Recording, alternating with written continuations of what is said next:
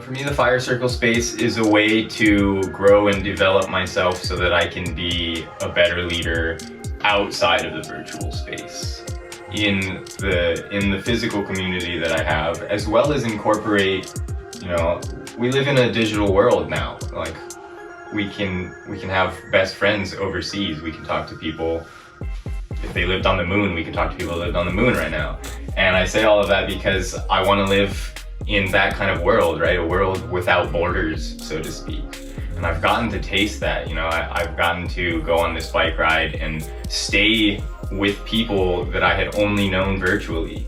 I had such a resentment to the virtual community before, such a distancing from a virtual space in general before, because of the way I had used it in the past.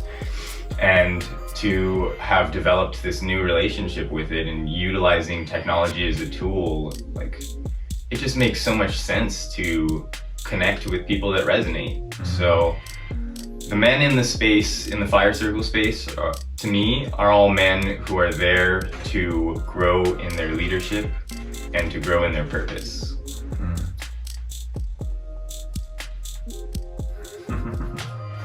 Yeah, and I love the way you broke it down so simply. That's what I want to be a part of. Yeah, well, and also that, to me, there's that element of creating relationships that last, and what that requires to invest in those relationships and really make them count. It's not something that you get just by, you can't go purchase that at a store.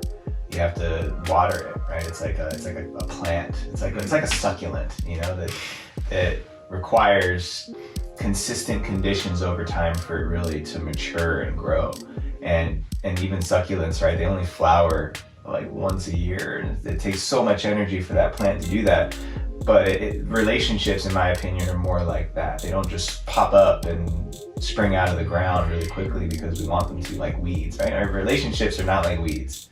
They require more than that. And to have the kind of people, especially in this day and age, that you can count on, that you can lean on, that you can go 20 layers deep with, like you said before, it requires certain types of soil, requires a certain type of space, requires certain types of nutrients that you pour and add into that mixture, that concoction, to develop and grow. And that's what we've been creating here. And that's what I've loved watching you oversee, because you have so much attention on what are the proper conditions of this soil to get the most out of it for each man who plants himself in it.